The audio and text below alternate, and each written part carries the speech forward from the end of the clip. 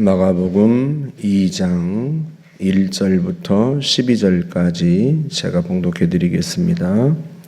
수일 후에 예수께서 다시 가버나움에 들어가시니 집에 계시다는 소문이 들린지라 많은 사람이 모여서 문 앞까지도 들어설 자리가 없게 되었는데 예수께서 그들에게 도를 말씀하시더니 사람들이 한 중풍병자를 4사람에게 메워 가지고 예수께로 올세 무리들 때문에 예수께 데려갈 수 없으므로 그 계신 곳에 지붕을 뜯어 구멍을 내고 중풍병자가 누운 상을 달아내리니 예수께서 그들의 믿음을 보시고 중풍병자에게 이르시되 작은 자야 네 죄사함을 받았느니라 하시니 어떤 서기관들이 거기 앉아서 마음에 생각하기를 이 사람이 어찌 이렇게 말하는가 신성 모독이로다 오직 하나님 한 분 외에는 누가 능히 죄를 사하겠느냐. 그들이 속으로 이렇게 생각하는 줄을 예수께서 곧 중심에 아시고 이르시되 어찌하여 이것을 마음에 생각하느냐. 중풍병자에게 네 죄사함을 받았느니라 하는 말과 일어나 네 상을 가지고 걸어가라 하는 말 중에서 어느 것이 쉽겠느냐. 그러나 인자가 땅에서 죄를 사하는 권세가 있는 줄을 너희로 알게 하려 하노라 하시고 중풍병자에게 말씀하시되 내가 네게 이르노니 일어나 네 상을 가지고 집으로 가라 하시니 그가 일어나 곧 상을 가지고 모든 사람 앞에서 나가거늘 그들이 다 놀라 하나님께 영광을 돌리며 이르되 우리가 이런 일을 도무지 보지 못하였다 하더라. 아멘. 예수님께서 가버나움에 오셨는데 집에 계신다는 소문을 듣고 많은 사람들이 모여듭니다. 그들에게 주님께서 설교하시는데요.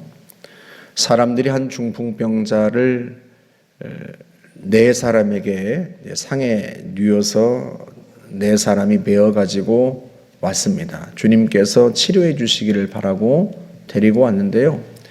워낙 사람이 많다 보니까 도무지 사람들을 뚫고 예수님께로 갈 수 없어요. 그러자 이들이 지붕으로 올라가서 지붕을 뚫고 이 중풍병자의 상을 예수님 앞으로 달아내립니다.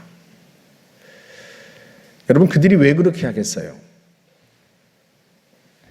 다른 이유 때문이 아니죠. 예수님은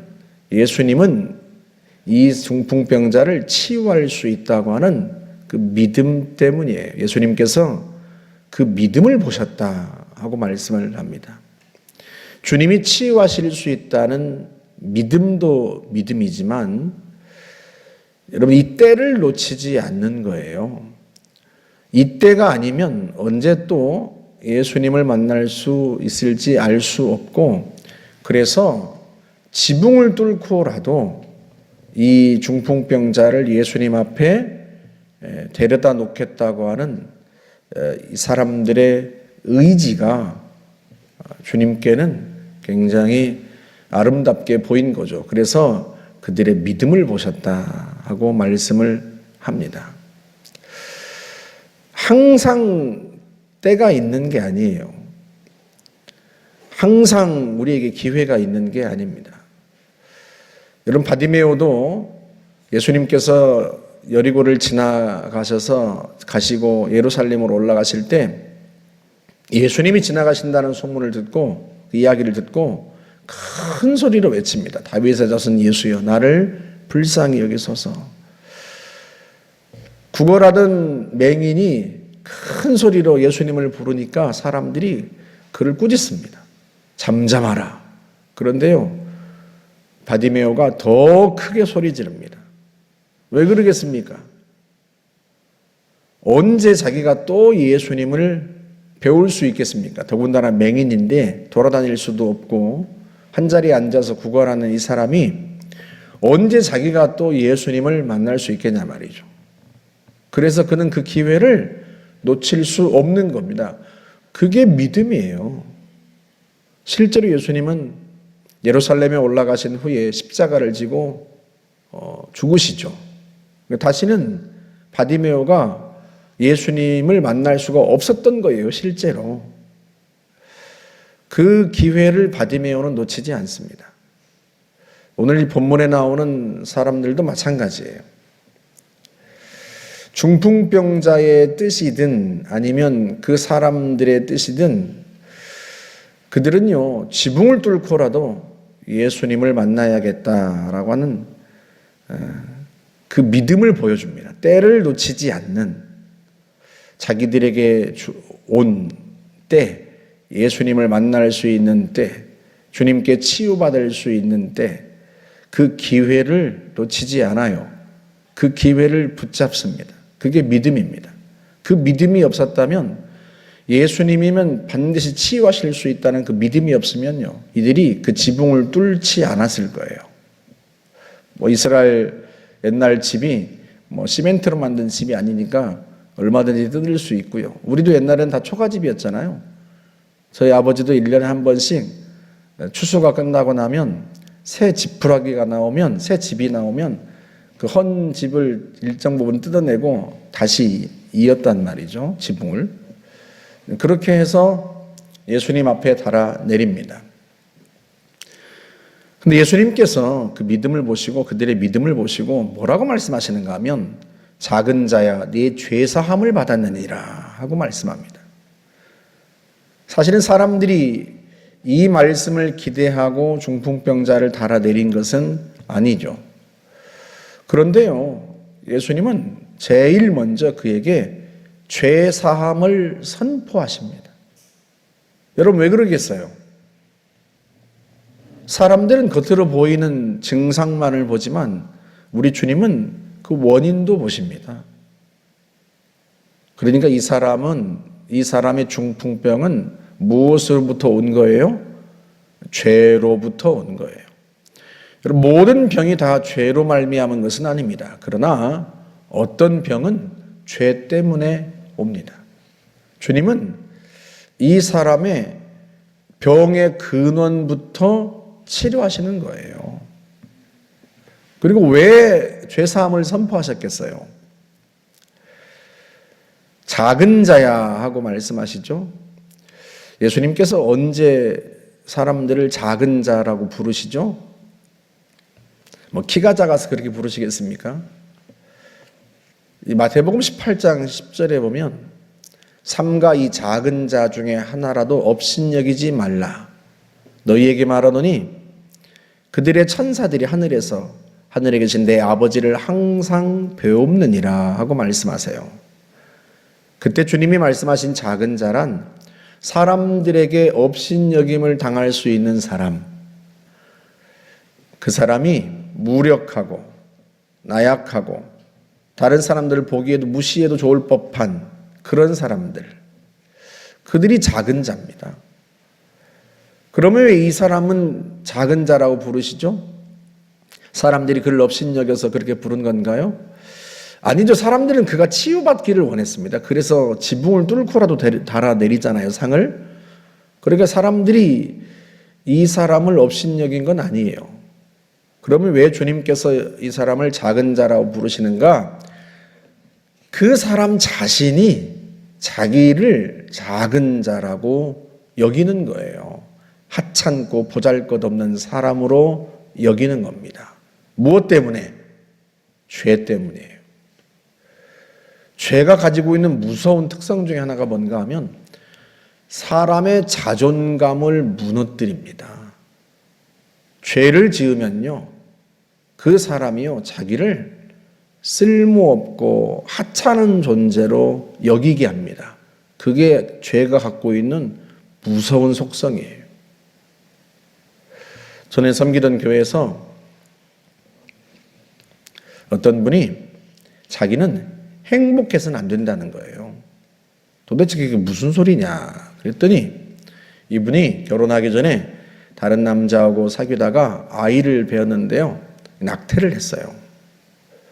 그리고 이제 시간이 지나서 다른 남자하고 결혼해서 한단 말이에요. 근데 이 사람의 마음속에, 이분의 마음속에, 내가 아이를 낙태까지 했는데, 그리고 다른 사람하고 결혼했는데 내가 어떻게 행복하게 살 수 있나, 이런 생각을 한 거예요. 그래서 자기는 행복하면 안 된다는 거예요. 얼마나 무서운 생각이에요. 그러니까 아이를 지웠다는 그 죄책감이 그 자존감을 완전히 무너뜨린 겁니다. 죄가 가지고 있는 무서운 속성 중에 하나예요. 죄는 그 사람의 자존감을 무너뜨립니다. 자기를 하찮고 쓸모없는 사람으로 여기게 만들어요. 그러다 보니까 이 중풍병자는 자기 스스로를 그렇게 작은 자로 하찮고 보잘것없는 사람으로 여기는 거예요. 주님이 그걸 아시는 거죠. 죄는요, 우리 인생의 날개를 부러뜨립니다. 그래서 주님이 그 날개부터 회복시킵니다. 그 몸을 회복시키시기 이전에 죄 사함을 선포하시고 그 사람의 날개부터 회복시킵니다. 네 죄 사함을 받았느니라. 그가 지난 세월 얼마나 자기의 죄 때문에 가슴 아파하고 고통스러워 했는지를 주님이 아시는 거예요. 그래서 그 죄 사함을 먼저 선포하십니다. 육체를 치료한다고 한들 여러분, 그가 자신이 죄를 용서받았다고 하는 믿음이 확신이 없다면 여러분, 그는 몸은 멀쩡해졌는지 모르지만 여전히 자기 자신을 하찮고 보잘것없는 사람으로 여기고 살아갔을 거예요. 그래서 주님이 그의 몸을 회복시키시기 이전에 그의 영혼을, 그의 마음을 회복시키시는 거죠. 하나님은요, 우리 주님은 우리를 온전히 치유하시고 회복시키시는 분이세요. 우리의 육체뿐만 아니라 우리의 마음과 영혼을 살리시는 분이란 말이죠. 그렇게 해서 우리가 온전한 구원을 받게 하십니다. 여러분, 죄사함을 선포하는 이 사건이 바리새인들과 서기관들, 종교 지도자들의 반발을 살 걸 주님이 왜 모르시겠어요?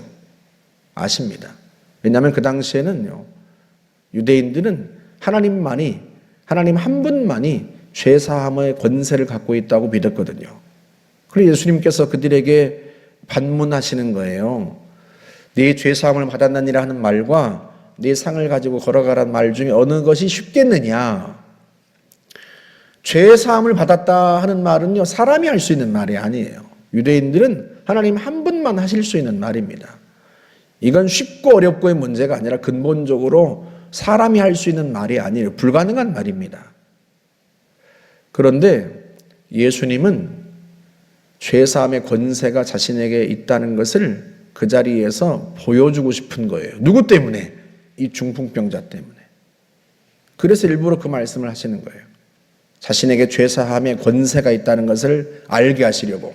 자신에게 죄사함의 권세가 있다는 걸 알아야 네 죄사함을 받았느니라는 그 말씀이 그 사람의 마음속에서 진짜 효력을 발휘하지 않겠습니까? 만약에 중풍병자가 이분이, 예수님이 죄를 사하는, 죄를 용서하는 권세가 있는 줄을 모르면 예수님께서 네 죄사함을 받았느니라 하고 말씀해도 아이고, 하나님이나 내 죄를 용서하지 누가 나를 용서할 수 있겠어, 그러지 않겠어요.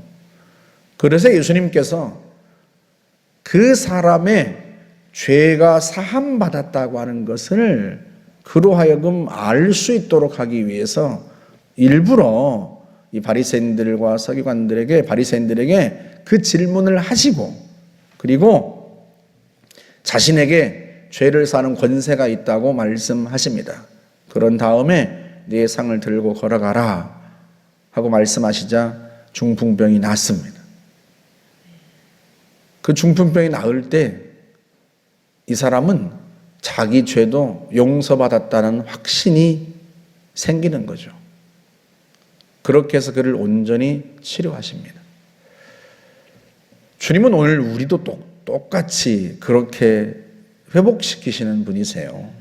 주님은 우리의 죄를 용서하시고, 우리의 질병을 치유하시고, 우리의 문제를 풀어주시고, 우리의 인생의 날개를 회복시키시는 분이세요. 그 주님 앞에 나와서 은혜를 구하는 것, 그게 축복입니다. 긍휼하심을 받고 때를 따라 돕는 은혜를 얻기 위하여 은혜의 보좌 앞에 담대히 나아갈 것이니라. 히브리서 4장 16절에서 말씀하죠. 그게 믿음입니다. 주님이 나를 불쌍히 여기실 거라는 믿음, 내게 모든 때를 따라서 내게 은혜를 주실 거라는 믿음, 나를 온전히 회복시키실 거라는 그 믿음, 그 믿음으로 우리가 담대하게 은혜의 보좌 앞에 나아가는 거죠. 그리고 그 믿음대로 주님은 우리를 회복시키십니다. 저와 여러분들이 매 순간 주님께로부터 그 회복시키신 은혜를 체험하고 살아가시기를 주님의 이름으로 축복합니다. 좋으신 하나님 감사합니다. 날마다 우리를 돌보시고 우리를 새롭게 하시는 주님을 찬양합니다. 우리의 죄를 용서하시고 우리의 질병을 치유하시며 우리의 마음을 새롭게 하시고 우리의 인생의 날개를 회복시키신 하나님을 찬양합니다. 전능하신 아버지, 이미도 우리가 하나님의 자녀가 되어 그 은총을 누리게 하심을 감사하거니와 평생에 이 땅에 사는 동안에도 주의 놀라우신 그 회복의 은총을 매 순간 누리며 살게 하여 주옵소서. 예수님의 이름으로 기도하옵나이다. 아멘.